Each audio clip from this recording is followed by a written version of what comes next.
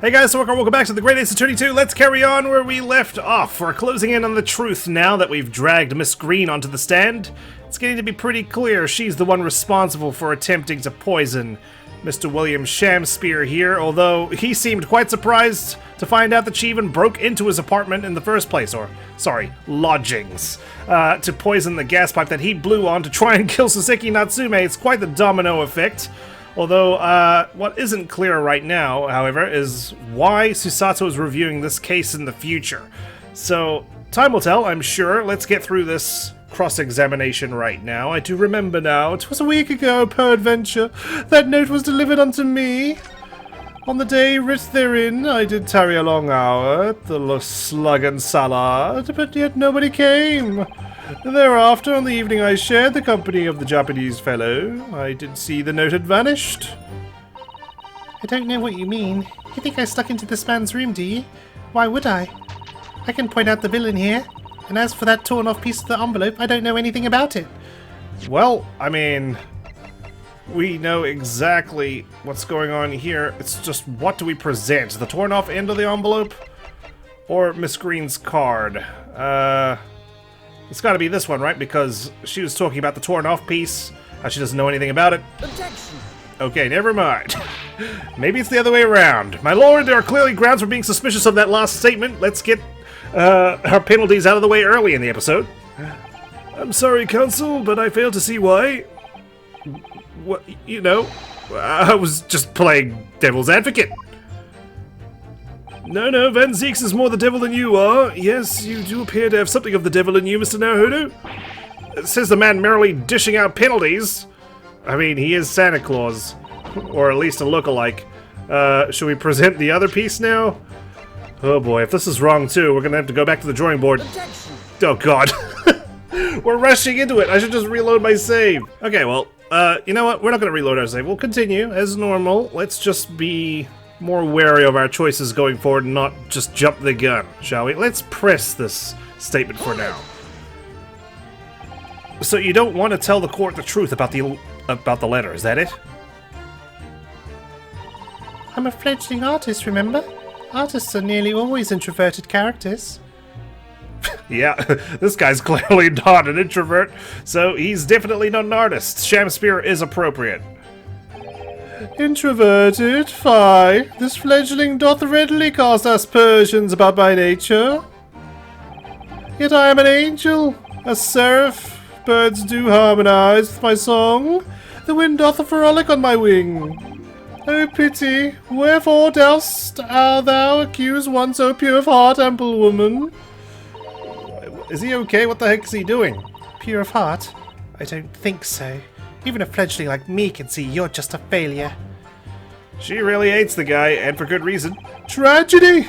Thou shalt not know the true heart of an artist until thine instruction hereafter by death. Oh, the days, oh, the years, alas, to enlighten thee thou must wait so long and in vain. Mr. Naruhodo, shut him up, will you? Interject with some clever remark. This is your chance to shine. I'm not quick on my feet, okay? I can't come up with a comeback just like that. It usually comes to me in the shower, like 2 days after the altercation. So, come back to me. I'm no Shakespearean actor, Mr. Susato. Well, neither was Soseki Natsume, and yet he dressed up as, Juliet, I believe. No, as far as I can tell, the only thing that's going to resolve this argument is evidence, yes. Well, been there, done that, and it didn't work out. It's clear that Miss Green did in fact break into Mr. Shamspear's room, isn't it? And that's where she found this letter. Yes. Two more or less foregone conclusions that lead me to one terrifying conclusion. Terrifying? Yes, I'm afraid to say that the outcome of this cross-examination may well change how we look at this case completely. Alright, well, evidence, of course. We are in a court of law. Let's just find out what I need to present. Alright, let's go back one statement and see why she snuck into the man's room. How about that? Let's get all the facts. Maybe we needed to wait for one of the notes to be updated or something before we present it. It seems that this note was actually delivered to Mr. Shamspear about 1 week ago. Oh, does it? but for some reason it ended up in your possession. I can't think of any way that could have happened except for you breaking into Mr. Shamspeare's lodgings. Objection! Oh? But for what reason would the witness have done that? Does she need a reason? Maybe she got lost. Maybe she just wandered in. Of course we have a fucking reason. Van Zeeks. Okay, I just need a time and a place to present it. I won't deny that Miss Green's possession of the note would appear to defy logic.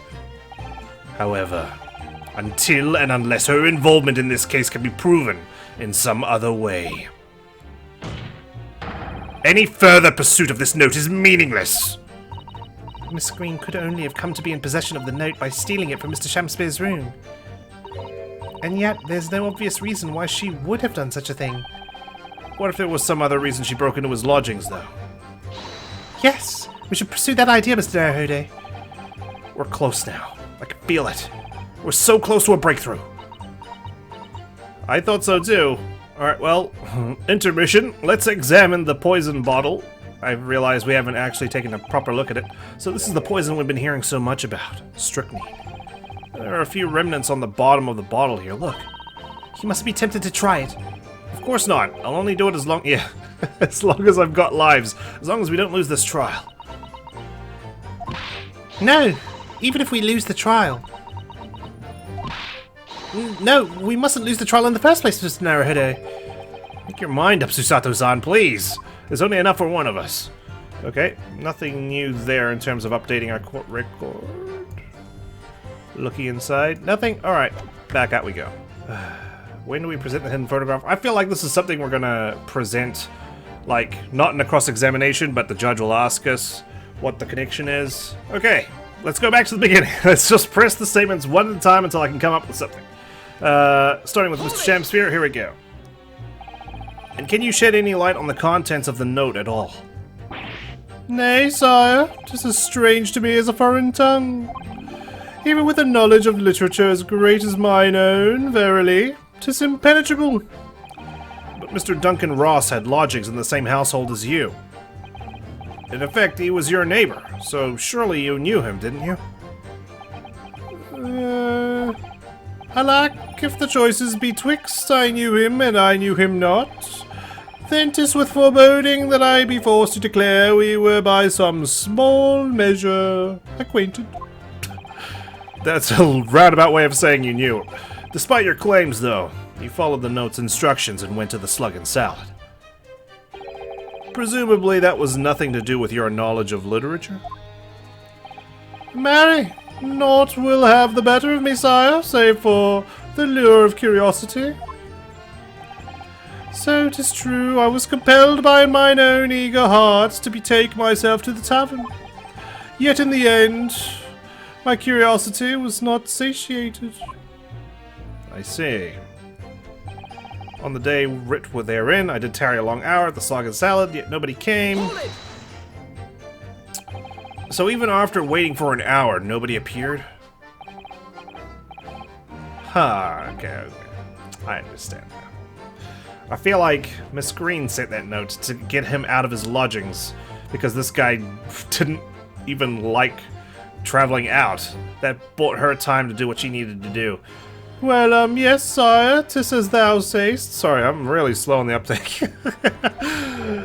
Really? You paused for a moment before you answered.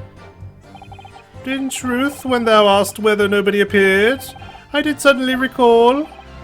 Really? Do you mean to tell the court that somebody did appear after all? I was not alone that night at the Slug and Salad, my lord, no. 'Tis returning to me now. I did treat my lips to almost clear water, and mine innards to a premium crust of bread. And all around me danced a great many companions. What the heck is this? Some sort of RPG? You went to an inn and formed a party? What do you mean? Flies, sire, flies. Good lord. In the name of Beelzebub, what were they? Fairies, perchance, from a midsummer night's dream, come to taunt me. I think they were just flies. I can't help thinking that the flies ought to choose something more wholesome to buzz around. I'm surprised there's flies around because it's freaking snowing outside. Usually, when it's too cold, I hardly see them. Is that wrong of me? No, Susato, it's fine. And thereafter, on the evening I shared the company of the Japanese fellow, I did see the note had vanished. Hold it! When exactly did you notice it had gone missing? Such idle thoughts ne'er occupy my mind. I am busied with greater ideas. In other words, you didn't notice. Several days passed between your outing to the tavern and Mr. Natsume's visit to your room. Yes, it would appear that the note disappeared sometime in that interval. Such idle thoughts ne'er occupy my mind. I am busied with greater ideas. And yet during that time, Miss Green was comatose in hospital, was she not? Clearly then, she could not have been stealing things from Mr. Shamspeare's room. Yes. Yes, of course. It's all some sort of misunderstanding, isn't it, Mr. Prosecutor, sir? You have so far failed to give a satisfactory explanation as to how you came by the note. Huh? He's not wrong. I am not here to advocate for your defense, madam. I won't tolerate inconsistencies in your story. You would do well to remember that. Oh, dearie me. What's Lord Van Zeek's getting at? I said that out loud. Okay, so here's my thinking. My thinking is, it's either this statement or the one prior. Right? Because she's asking us a question, why would I sneak into this man's room that feels like it's ripe for something to present? And also here, we need to prove that she doesn't know anything about the envelope. Why she stuck into the man's room? I mean, I think that's pretty clear. She wanted to poison him. We've already brute forced this statement, didn't work. Let's see. And then after this, if it's not gonna work, we're gonna need to really play conservatively and have a good hard think. So I think let's present the poison here. Here it goes. Objection! Oh, thank God. Oh, thank God. Thank God. Oh, man, I've embarrassed myself enough on this trial. Yesterday at the hospital, we saw you with this bottle. And though the contents spilt during the course of our meeting, a small quantity remained. And that's what he meant by, like, once I present the evidence, we're gonna change this whole, like, trial, basically, of what happened that night. According to the defense's independent analysis, Mr. Sholmes' chemistry said, the liquid that was still in the bottle was identified as strychnine. What? Strychnine? The very same poison that afflicted Mr. Shamspeare. That stunned face of his. Miss Green, you broke into this man's lodgings for one reason, and one reason alone. To cover the end of the pipe that feeds the gas lamp in Mr. Shamspeare's room with poison. Oh, there's that accusatory look. Can this be... You broke into my room, too? It may seem incredible to the court, but from the remaining clues, there is only one logical conclusion that we can reach. The person who attempted to take Mr. Shamspeare's life with poison was you, Miss Olive Green! Oh dear, oh dear, oh dearie me! Oh God. It's a shambles, it's a mess. Order! Order! Counsel, are you seriously suggesting this woman put poison on the end of the gas pipe with intent to kill? Well, she didn't put the poison on the end of the gas pipe for shits and giggles, my lord. Yes, my lord. There's no other way to explain the facts. But if Miss Green did indeed set this odious trap 6 days ago, and the victim had put his mouth to the pipe that very evening as expected, the attempted murder would have happened 6 days ago, surely. Well, that's a very good point. Except Soseki was on trial, right? Perhaps not, my lord. I beg your pardon? There was a significant police presence in the area that evening, on account of the incident on Briar Road. Local residents were being interviewed throughout the night as part of the ongoing inquiry. A circumspect criminal would likely have chosen not to carry out any wrongdoing at that time. Makes sense. Thank you, Van Zeeks, for swooping in. Lord Van Zeeks? And of course, the following morning, there was more activity at Mr. Shamspeare's address. More activity? Oh, yes. You mean his fellow lodger, Mr. Natsume, being arrested on suspicion of murder? That's right. And as the defense has already proposed, Mr. Shamspeare was meddling with the gas in the pipe for a very sinister reason himself. To cause the gas stove in Mr. Natsume's room to go out, thereby asphyxiating the occupant. Oh, stumbling over my words. Let's slow it down, Wax, slow it down. Let's just read the text properly. But once Mr. Natsume had been arrested, his room was under constant surveillance by the police. In the circumstances, Mr. Shamspeare had no reason to blow air into the gas pipe.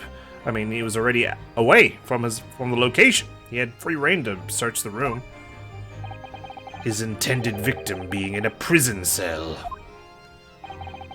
With the need to tamper with the gas removed, the poison on the pipe lay dormant. And then, 3 days ago now, the situation changed again. Right! Mr. Natsume's trial, which took place here at the Old Bailey, came to an end. The trial in which the man stood accused of stabbing Miss Green in the back, but was duly acquitted. It almost got executed anyway, but by someone else. That resulted in Mr. Natsume returning to his lodgings for the first time in 2 days.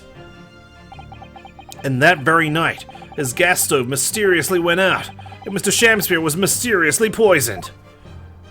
Mysteriously. In conclusion, the poison that was present on the mouth of the gas pipe was a ticking time bomb, had been put there in the victim's room for some 4 days earlier. Mary! With that new understanding, it becomes clear that this letter was all part of the plan. What plan? The court will recall that the note gave instructions to visit the Slug and Salad at 5 o'clock, and that the recipient should tell nobody else. The reason for those instructions are now clear. To ensure that the lodger would not be at home at the stated time. To make sure I wasn't home.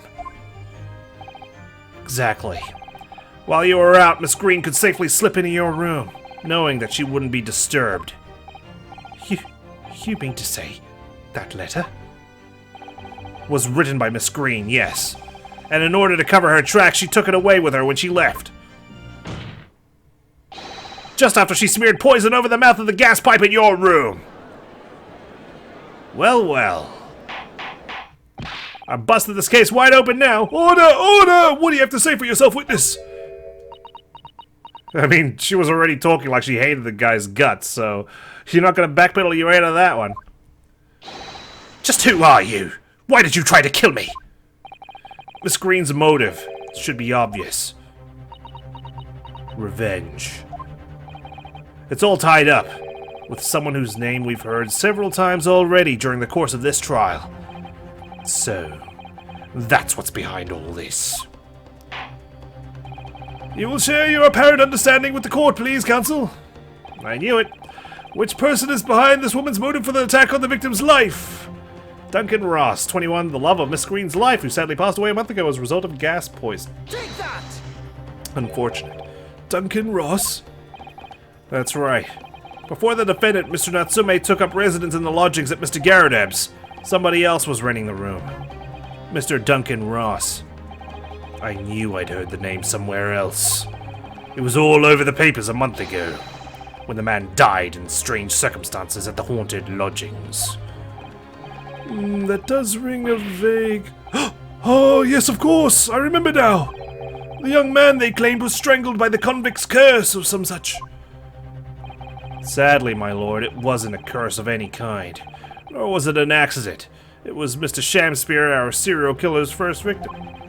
The man died as a result of Mr. Shamspeare blowing into the gas pipe and causing gas to leak into the room. It was murder, plain and simple. I mean, Miss Green figured it out. I'm scared for her to turn around. She might have, like, either a devil's face or she's gonna have a sobbing face, and either way it's gonna break me. Well, what do you know? The world is so unfair. Curses, curious deaths. That's all people care about. If it's an interesting story, they want to know. It doesn't cross their minds that real people are involved. And once they're bored, just 1 month later, once the story's lost its appeal, everyone's forgotten him. You mean you... Duncan was... Mr. Ross was Miss Green's fiancé. Fiancé? You may not have known up until now who Miss Green really is, Mr. Shamspeare. But rest assured, she knew exactly who you are. Yeah, she's known exactly who you are all along. Because you're her sworn enemy. The murderer who took the life of the man she was to marry. Marry? Miss Green, is it not the case that in order to exact revenge on Mr. Shamspeare, you smeared poison over the end of the gas pipe? Well, okay, normal face. We're good. She hasn't been possessed. We don't need an exorcist in here. This is all quite extraordinary. Am I correct in my understanding that you now accuse both parties, Counsel? Yes, I do. Each on different counts of murder. Yeah, 2 birds with 1 stone. I'm very efficient. That's how we do things. Back in Japan. Yes, my lord, that's correct. Objection! Inhaling so deeply, it appears that my fledgling learned friend has taken in a lungful of dubious gas that's causing his judgment to be clouded. What? You're the one sniffing gas, Zeeks. If you can't see that Natsume is innocent at this point, why would Mr. Shamspeare have wanted to kill these lodgers, as you say? You have completely failed to provide a motive to substantiate your accusation against the man. Well, nobody asked. I'm happy to oblige. Yes, that's right, Mr. Reaper, my liege. I've been slighted. Tis lies or lies. I deny every utterance. And you'll have to forgive me, Mr. Naruhodo, sir. But I don't intend to admit to anything either. Miss Green, for fuck's sake, why do I have to do my job here? I don't get paid by the hour. I'm sure you'll think I'm being very rude, but I'm not going to be sent to the gallows for the likes of this scoundrel. Objection! True. If she's gonna go down, I have to make sure Mr. Shamspeare goes down first. But you broke into the man's room! If you didn't do it to smear poison on the pipe, what was your reason? Were you checking out his digs too? What, were you a prospective renter? I thought I'd have a look around, that's all. Sorry? You're right, I suspected him. So I thought perhaps I might find some evidence of something in his room. Evidence that it was him who took Duncan's life. Oh vileness, oh villainy, oh tyranny, oh rotundity of woman! Well, that's not very nice. But in any case, whenever I leave my room, I do turn the key in the lock. That whole place is falling apart. The locks on the doors are no different. Duncan showed me once how to unlock the door, with some turps and a piece of wire. Oh awfulness, oh artfulness, oh tyranny, oh profanity of woman! We will consider your trespassing on some future occasion, but for now, tell the court what you found, what evidence your search revealed. Well, I spotted the note that I'd sent him lying on the floor. When I went to pick it up, I noticed something. One of the floorboards was loose, and underneath it, I discovered a secret hiding place. Huh? Yes, we also discovered that hiding place. Inside we found a newspaper cutting, a photograph, and an empty tin box. Ah, yes, well the thing is, when I found it, the box wasn't empty. What? There was something in it? Yes. This rather nice key.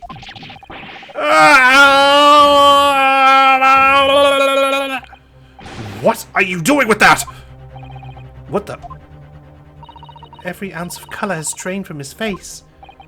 Give it here! Give it to me now! It's mine! I inherited it! What was that, witness? What did you say? You inherited it? No, What's all this about? He inherited that key? I think we're getting to the crux of why we're reviewing this case to begin with. It's obviously important to you since you'd gone to such lengths to hide it. So I took it. I don't know what it's for, but you took something precious from me, so I took something precious from you. So what if it means you can't open something now? I don't care. Oof. Petty. Petty revenge, Miss Green. Give it back this minute. Give it to me. Calm yourself, witness. So Mr. Shamspear has tried, and in one case succeeded, to take the life of 2 lodgers now. Yes, his motive for doing so is the key to everything that's happened. It's true that there appears to be no motive to support the accusation against Mr. Shamspear, at first. But considering everything we now know, I think there's actually something that could explain it. What? I need to recall every piece of evidence at our disposal. Everything we've seen and heard. Because I'm sure that I just caught a glimpse of the link that runs through all of these events. In that case, counsel, I must demand that you present evidence to the court in support of your claim. What is it that you say can explain the motivation for Mr. Shamspear's alleged crimes? Well, it will be the capital offenders file, my lord. Take that! That's an official police report, is it not? I love it when I can present evidence confidently, and it's right. And I don't just, like, present it and then I get penalized for it, like I did with the 2 envelopes at the very beginning of this episode. The Selden file. How did you get a hold of that? Selden, the now sadly deceased Mr. Ross, and the defendant Mr. Natsume have only one thing linking them. The fact that they had lodgings in the same room. Well, yes, we know this, certainly. A room that was formerly occupied by Selden. Until, that is, he was arrested by Scotland Yard for his involvement in multiple burglaries. So I think Selden's the VIP here. Let's quickly examine the file again. 18 counts of burglary, that's a lot of burglaries, and 6 counts of suspected murder. Died of natural causes whilst in prison. Now I'm starting to think that he wasn't actually dying of natural causes. Something else happened instead. Suffering with fever since the end of October, led by the shouts of his fellow cellmate. Yes. Okay. We'll save that for later, though. I see. And it so happens that the convict Selden left behind one very substantial mystery when he died. The some 1,000 pounds worth of loot that he stole. Which as yet remains to be found. Yes, of course. It's coming back to me now. It's written in his file here. 1,000 pounds lost en route to hell. That was how the papers summed it up. And it seems that one particular fellow inmate was with the convict in his final moments. It's not hard to imagine Selden entrusting that inmate with his most closely guarded secret. The location of the stolen loot. And perhaps a key to unlock whatever container the valuables were in. You mean this key is... Mr. Shamspear, it was you, wasn't it? You were at the capital offender's side when he died, were you not? What are you talking about? 'Tis a false charge, I tell you. False charge. The name of the inmate who was with Selden at his death isn't noted in this file. But a simple telegram to the prison where he died would quickly tell us how false the charge really is. But even if it's true, why would the man be so intent on killing every subsequent occupant of the convict's lodgings? There's only one explanation for that, my lord. He wanted to move in. It was in that very room that Selden hid his loot.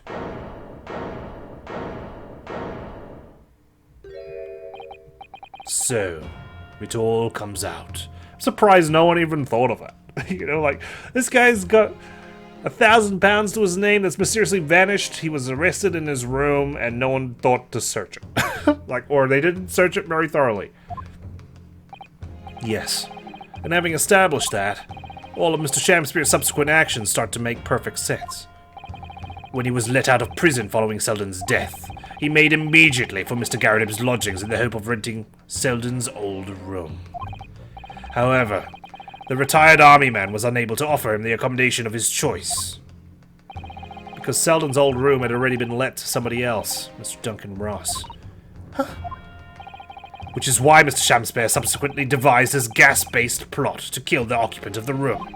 And when he was successful, he presumably intended to inquire about switching into the newly vacant room. However, a certain jittery someone had beaten him to it. Mr. Soseki Natsume, the defendant of this case, no less. So you decided to use the ploy with the gas again, didn't you, Mr. Shamspeare? This time to oust Mr. Natsume. All for one simple and avaricious reason. I haven't seen that word in quite some time. To get your hands on the 1,000 pounds of loot left behind by the dead convict. Is it 1,000 pounds monetarily worth, or 1,000 pounds in terms of weight? I don't know. But either way, it's valuable.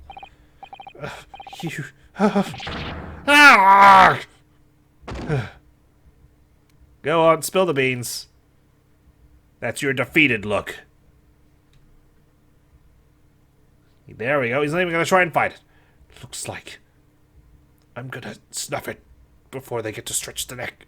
Listen, I want you to have me loot. Anything to stop the coppers getting their mitts on it. It's hidden in the room where I was lodging when they got me. This is the key to it. Take it. Always stay one step ahead, mate. See you in hell, I guess. Shamspeare.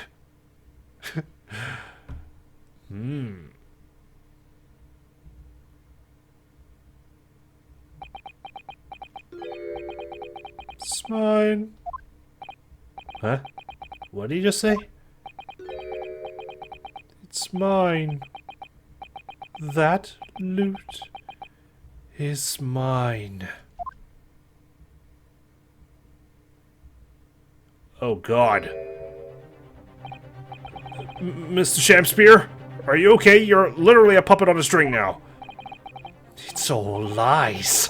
I don't accept any of it. Why should I? After all, you don't have a shred of evidence. You can't prove I killed that fellow. Forsooth, I'm the victim here, remember? Isn't that right, ladies and gentlemen? Well, if I don't admit to it, there's nothing you can do. Well, the jury could just declare Mr. Natsume not guilty, because it's pretty fucking obvious that you're a lunatic.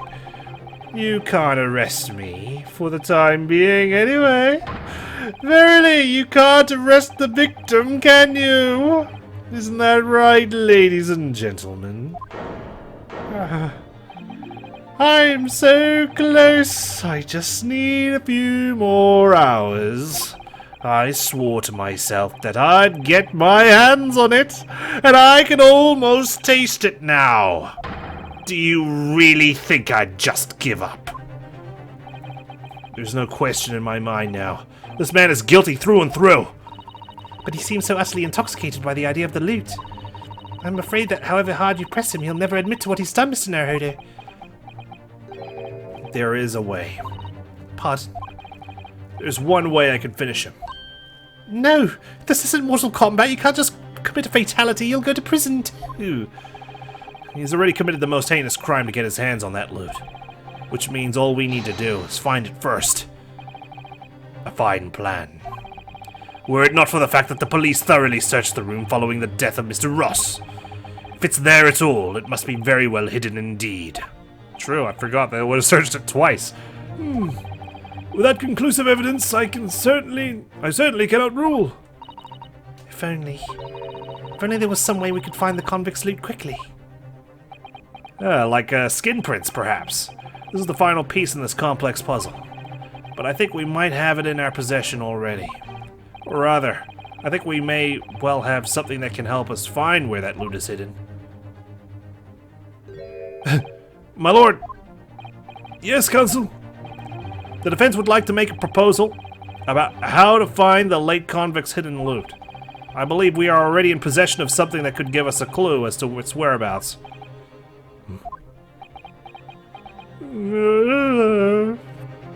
Kumbaya. It's our last chance, so it has to be worth a gamble. Besides, We've used the same technique once already, and it definitely paid off then. Very well then, counsel. Let the court hear your idea. What do you propose we can use in order to locate the hiding place of the deceased convict's haul? I suppose I just present the handprints of the wall here? Discovered using the skin print seeker gun. Surely. Take that! If I'm not mistaken, those are Mr. Shamspeare's handprints on the wall of his lodgings. That's right, my lord. Exposed as a result of the defense's independent investigation of the scene. I must stress it's independent because it's not accepted by the court. Based on a wonderful new discovery in the field of forensic science by the great detective, Mr. Shames. A great detective? Is that some kind of joke? Do you really think I'm going to be daunted by a man with such a ridiculous title? I should think the great bard ought to recognize such a title when he hears one, Mr. Shamspare. There he is! Perhaps we should compete for the honor of most ridiculous title. Ah! 'Tis Herlock Sholmes himself! What are you doing here, great detective? Your usual haunts are the filthy back streets of the capital, are they not? Ah, Mr. Reaper, it's been too long, and I see your complexion is worse since last we met. Mr. Sholmes? He does know Lord Van Zeeks, then. Well enough to say something like that, in any case. Mr. Sholmes, though you may be heralded as a great detective by the population at large, that does not give you the right to come and go in my courtroom as you see fit. If I may, my lord, Mr. Sholmes' newly developed scientific method has helped us to uncover vital clues in this case already. Clues, you say? I call them skin prints, my lord. My method identifies every location touched by an individual under scrutiny. It's the method by which we were able to ascertain this gentleman's gas pipe activities. When you put it like that, Sholmes, it sounds dirty, I gotta say. You need only a small sample of something the individual has previously touched to make an indicator solution. In your case, sir, I used the teacup you had been holding. Elementary. So now, Mr. Naruhodo. Yes? What am I to use as a sample to make the indicator solution this time? Thank you for offering to help, Mr. Sholmes. When the convict was arrested, he was living in what is now Soseki-san's room. We need a sample to help locate Selden's loot that's hidden in his old room. What form will that sample take? Second. Something in his room. Gas meter. Right? Surely. He would have touched that at least once. But then might get confused with Natsume's. But then I suppose, does it really matter at this point? If I present a person, who's he touched? I don't think we've got anything on who Selden's touched. Present evidence. We'll need a particular piece of evidence in order to create the indicator solution.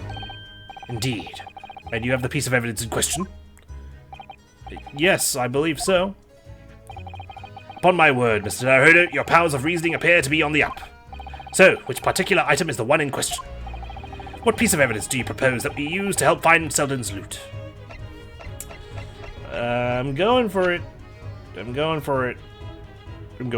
Take that! The gas meter. Have a look at this. Fuck. As far as I'm able to ascertain, you have very little confidence in your choice. Well, I had 50%. Why would you think that? My dear fellow, once again, there is no mystery. Did you really believe that the minute deflection of your left eye would escape my attention? But... I asked you to look at the evidence, not my eye! We're down to our last life. I think we need to reconsider this from the start, Mr. Naruhodo. Why do I feel as though Susato-san is studying my left eye now? I'm ready and waiting, Mr. Naruhodo. The rest is in your hands. We need a sample to help locate Selden's loot that's hidden in his old room. What form will that sample take? Alright, let's review again. Oh, I think I know. Present a person. I just realized, oh my goodness. We'll need something of Selden's in order to create the indicator solution to find his loot. Something that belongs to Selden. And something the convict owned happens to be in the possession of somebody listed in the court record. Yes. I was thinking, like, he touched the person, and I was like, that was what really threw me off, and I just realized, no, it's in the position of them. Upon my word, Mr. Naruhodo, your powers of reasoning appear to be on the up. After that last debacle, so which particular person do you have in mind? From whom can we obtain a possession of the late convict Selden to create the indicator solution? Miss Green, with the key around her neck. Take that! There we go. Okay. Miss Green.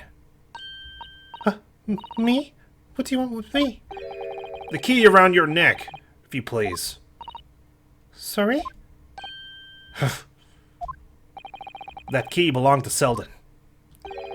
There will be remnants of secretions from the man's skin on its surface that we can use. As long as you didn't touch it too much. And same with Shamspear.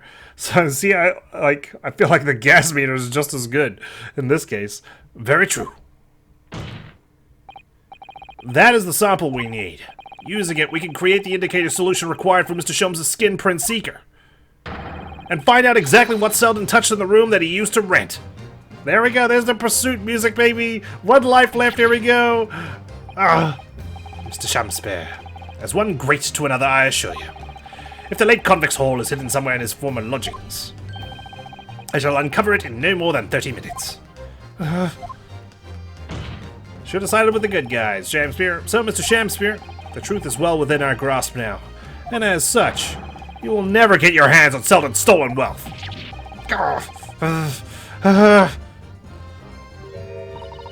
In that case, I'll gladly let Mr. Sholmes have this key. No! Give the key to me! The detective shan't have it! It's over, Mr. Shamspear. No! No! You're out of options now. There's only one thing left for you to do. Admit your guilt!